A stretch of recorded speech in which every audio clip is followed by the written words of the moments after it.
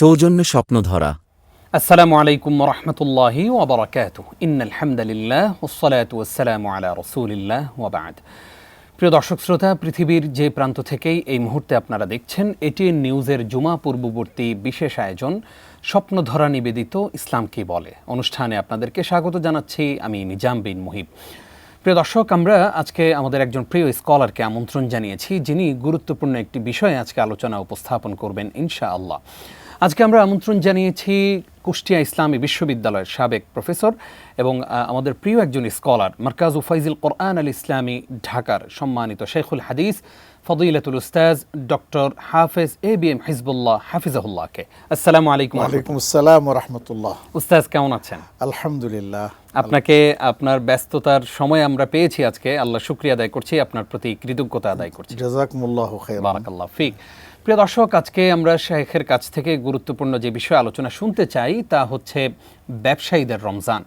মাহে রমজানে ব্যবসায়ীরা ঠিক কিভাবে ব্যবসা করতে পারে, কিভাবে ব্যবসা করলে রোজাদারদের জন্য ইহসান হবে, আমরা সেই বিষয়গুলোই আজকে উপস্থাপনের চেষ্টা করব।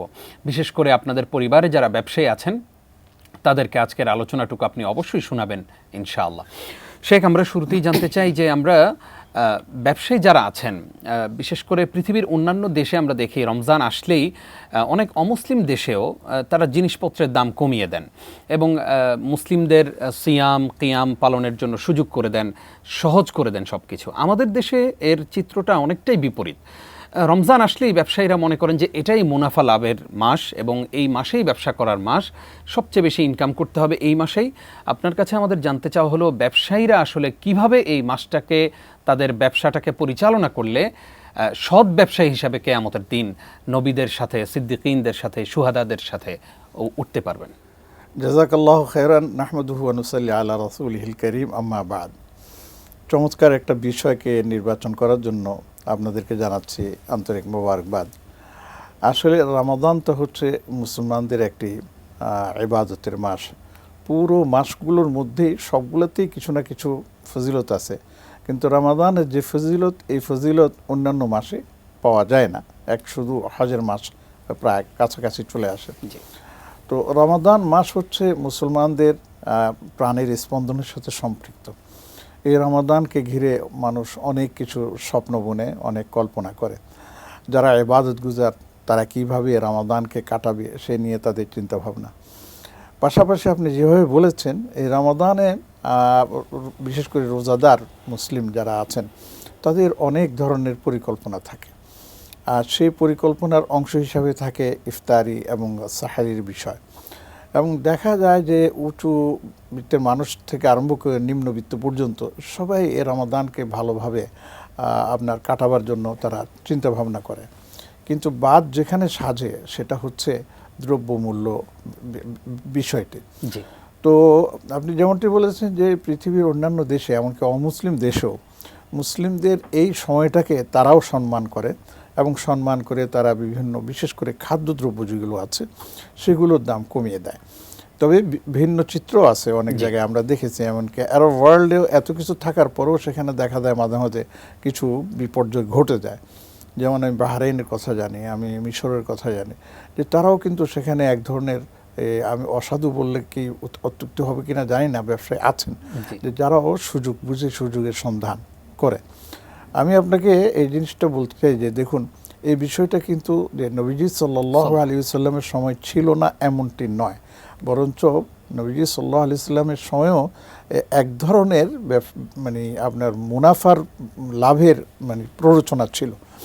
নবীজি সাল্লাল্লাহু আলাইহি ওয়াসাল্লাম সেটা রমজান কেন্দ্রিকই বলেছেন এটা আমি বলবো না, সেটা ওভারঅল তিনি বলছেন সারা বছরের জন্য। যেমন আমাদের এক সময় আমরা দেখছি করোনার সময় মানুষজন কীভাবে যে খাদ্যদ্রব্য সব কিছু মুদামজাত করে রেখেছে, দাম বাড়িয়ে দিয়েছে ইত্যাদি। তো এই জন্য নবীজি সাল্লাল্লাহু আলাইহি ওয়াসাল্লাম একটা ফর্মুলা আমাদেরকে দিয়েছেন এবং সেটা আখিরাত কেন্দ্রিক, এবং বলেছেন যে দেখো তোমরা যদি সেটা করো তাহলে আখিরাতে তোমরা খুব সুবিধা প্রাপ্ত হবে না।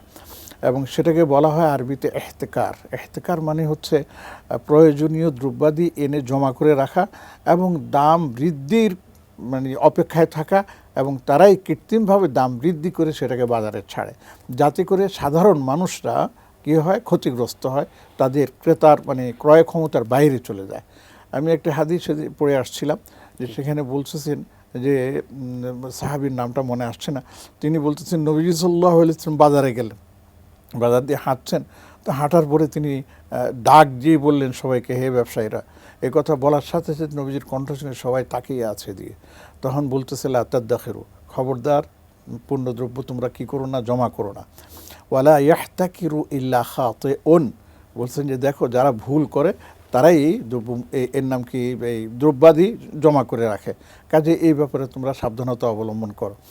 এবং অনেক ক্ষেত্রে আমরা দেখেছি মুফাসসিরিনরা এবং মুহাদ্দিসিনরা, ছাত্রী মুফতি যারা আছেন, তারাও সেখানে এই কথাটা বলেছেন যে ব্যবসার করার জন্য আমরা কাউকে আটকাবো না, মানে কাউকে বিধিনিষেধের আওতায় আনবো না।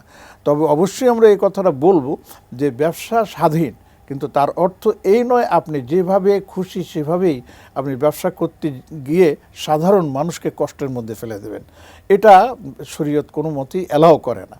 এই জন্য আমি দেখেছি বিভিন্ন দেশের বড় বড় যারা আছেন, মানে দারুল ইফতার যারা পরিচালকবৃন্দ আছেন, তারা স্পষ্টভাবে তাদের দেশের এর নামকে আপনার এই ব্যবসায়ীদেরকে বলেছেন যে দেখো রমাদান আসছে, পারলে রমাদানে রোজাদারদের সহযোগিতা করো, বরঞ্চ পারলে তুমি তোমার এই লস করবে আমরা এটা বলছি না, লাভ করো, কিন্তু অল্প পরিসরে লাভ করে, সীমিত পরিসরে লাভ করে তোমরা রোজাদারকে সহযোগিতা করো। এইভাবে তারা ওদেরকে দিক নির্দেশনা দিতেন। এবং অনেক জায়গায় মানুষ এটাও শুনছেন, আবার অনেক জায়গায় দেখা গেছে রাষ্ট্রীয় পর্যায়ে, যেমন সৌদি আরবে দেখেছি আমরা, এবং কাতারেরও এটা দেখা গেছে, দুবাইতেও এটা দেখা গেছে যে সরকারি পর্যায়ে বলে দেয় এতগুলো পণ্যের দাম এর উপরে উঠতে পারবে না, এর মধ্যেই রাখতে হবে, এবং তারা একটা লিমিটেড সেখানে দিয়ে দেন, এর বাইরে তারা করতে পারে না। আরও অনেক ব্যবসায়ী আছে যে তারা এই রমাদানের জন্য অপেক্ষা করে কত দাম কমাবে, এবং নিয়মিত একটা প্রতিযোগিতা লেগে যায় যে অমুক যদি একই জিনিস সে যদি এত দামে কমায় আমি আরও কমে দেবো, এইভাবে তারা আপনার কি করেন এই ব্যবসা করেন। এতে করে মানুষ মনে করে হয়তো তারা লসে বলছে, আসলে বিশ্বাস করেন লসে একটুও যায় না, বরঞ্চ অর্থনীতির ভাষায় যে বলা হয় যে যেখানে আপনার এই ব্যবহারকারী বৃদ্ধি পায় সেখানে লাভটাও বৃদ্ধি পায়, কমে না। লভ্যাংশের অঙ্কটা হয়তো একটু সীমিত, কিন্তু বিক্রির আপনার পরিধিটা বৃদ্ধি পাওয়ার কারণে সেই লভ্যাংশটা আস্তে আস্তে উপবৃদ্ধি করতে থাকে। অতএব আমরা এটা যেন মনে না করি যে আমি যদি এই সুযোগটা গ্রহণ না করি তাহলে আমার লস হয়ে যাবে, একবারেই না। আমি এই কথাটাই বলবো আমাদের ব্যবসায়ী যারা আছেন সবাইকে। আশা করছি আমাদের ব্যবসায়ীরা এই বিষয়গুলো মাথায় রেখে রমজানটাকে পরিচালনা করবেন, আমরা সেটাই প্রত্যাশা করি। শেখ, আপনার কাছে আমরা জানতে চাই যে সৎ ব্যবসায়ীদের মর্যাদা আল্লাহর কাছে কেমন? আল্লাহু আকবার। সৎ ব্যবসায়ীদের মর্যাদা সম্পর্কে আপনি একটা হাদিসের ইঙ্গিত দিয়েছেন।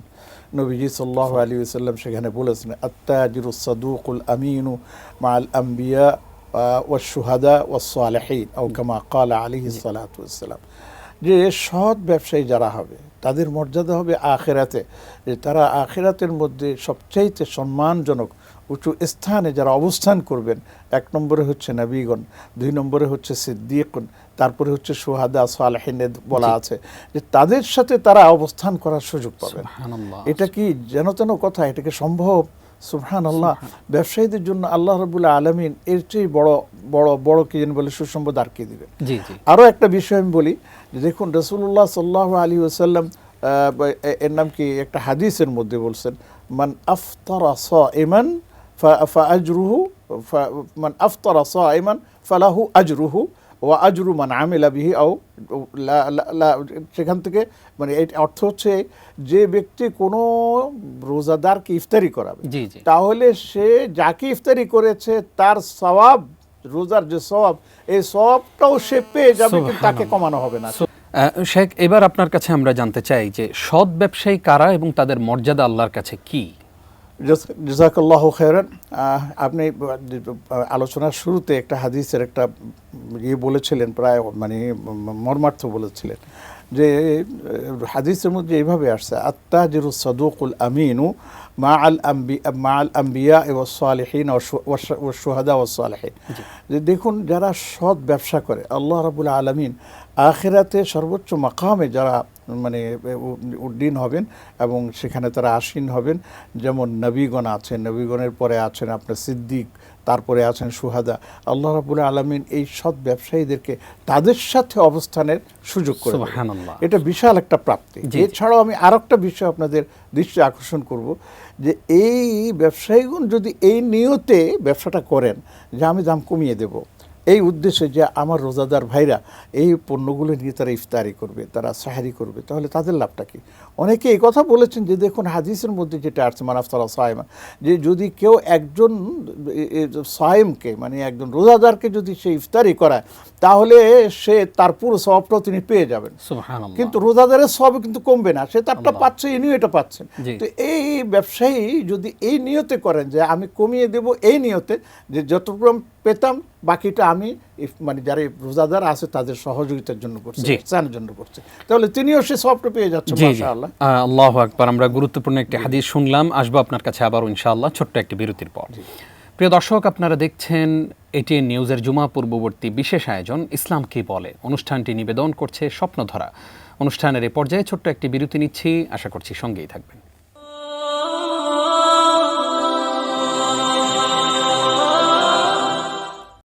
সৌজন্যে স্বপ্নধরা। প্রিয় দর্শক, আরও একবার স্বাগত জানিয়ে শুরু করছি ইসলাম কি বলে। অনুষ্ঠানটি নিবেদন করছে স্বপ্নধরা। আজকে আমরা ব্যবসায়ীদের রমজান সম্পর্কে জানছিলাম, আলোচনা করছেন ডক্টর হাফেজ ABM হিজবুল্লাহ। স্যার, আপনাকে আরও একবার স্বাগত জানাচ্ছি। স্যার, আমরা একটু আপনার কাছে জানতে চাই যে আমাদের সমাজে অনলাইনে অনেক নারীরা, আমাদের অনেক বোনেরা ব্যবসা করেন। আসলে ব্যবসার ক্ষেত্রে হোক আর এমনি সামাজিক জীবনে হোক, পারিবারিক জীবনে হোক, পর্দা তো একটা গুরুত্বপূর্ণ ইস্যু আমাদের বোনদের জন্য।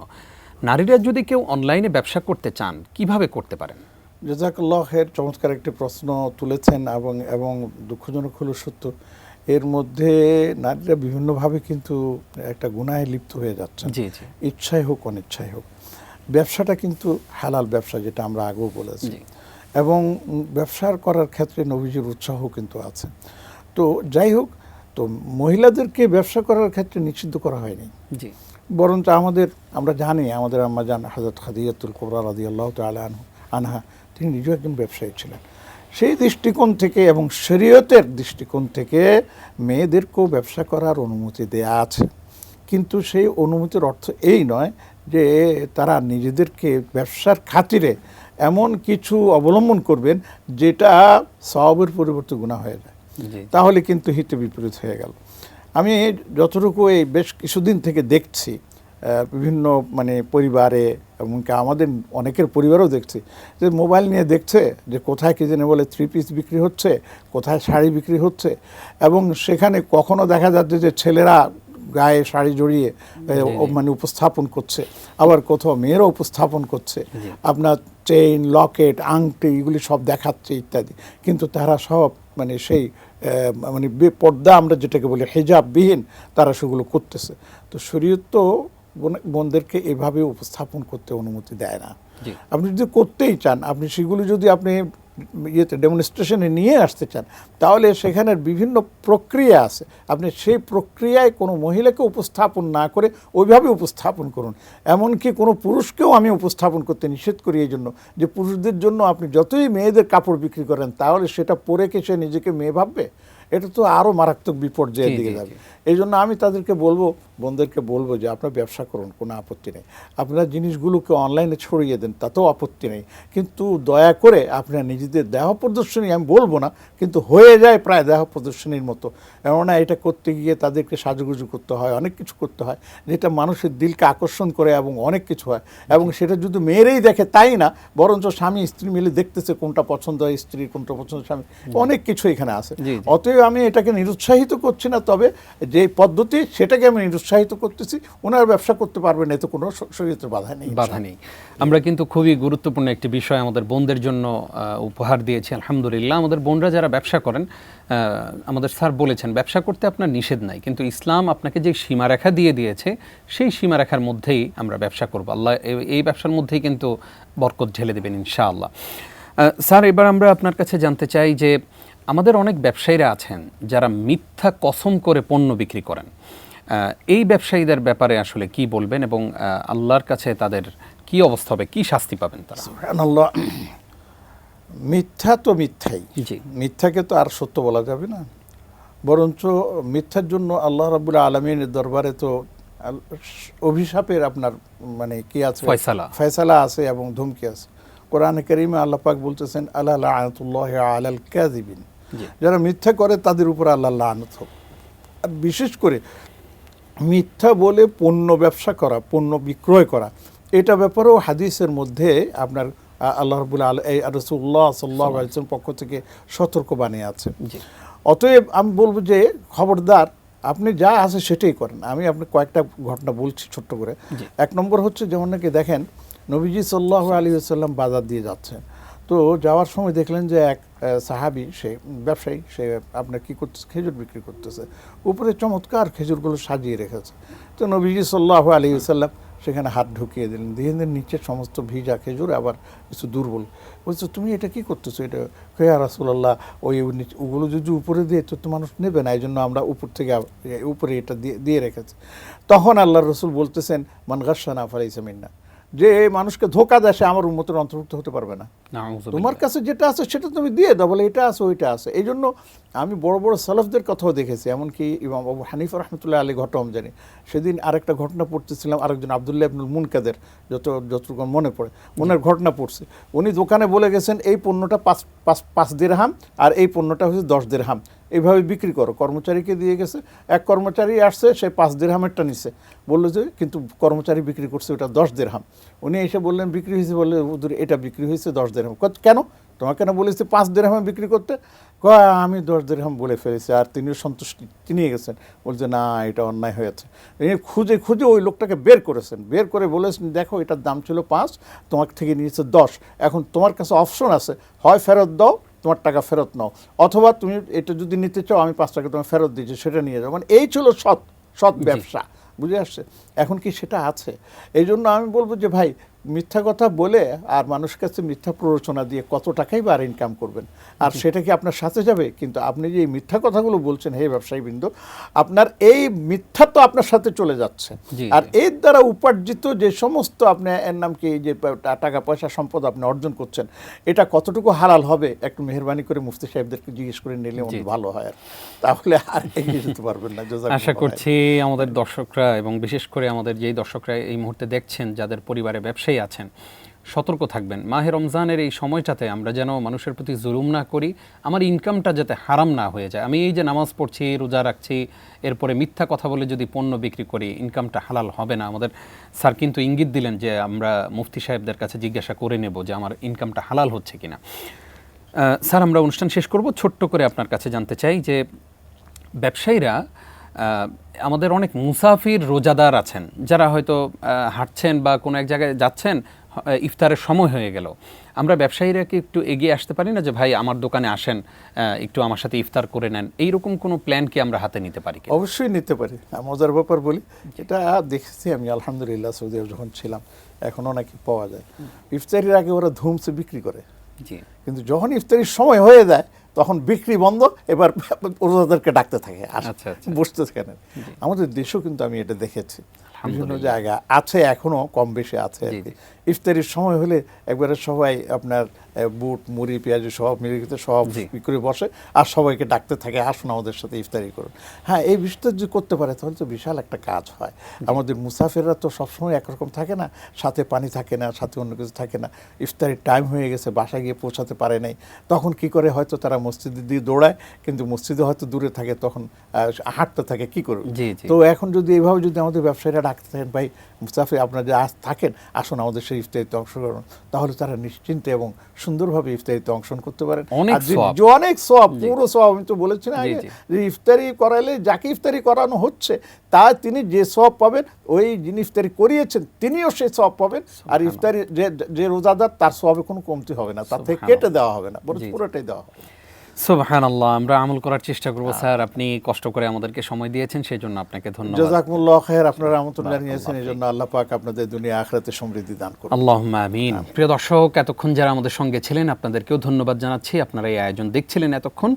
আশা করছি আমরা পরিবর্তনের নিয়তে, অন্তরের বিশুদ্ধতার নিয়তে এই অনুষ্ঠানগুলো দেখব। আল্লাহ রাব্বুল আলামিন আমাদেরকে সেই তৌফিক দান করুক, আমিন। প্রিয় দর্শক, আপনারা এতক্ষণ দেখছিলেন এটি নিউজের জুমা পূর্ববর্তী বিশেষ আয়োজন ইসলাম কি বলে। অনুষ্ঠানটি নিবেদন করেছে স্বপ্নধরা। আগামী পর্ব দেখবেন সেই প্রত্যাশায় বিদায় নিচ্ছি আমি নিজাম বিন মুহিব। আসসালামু আলাইকুম ওয়া রাহমাতুল্লাহি ওয়া বারাকাতুহু।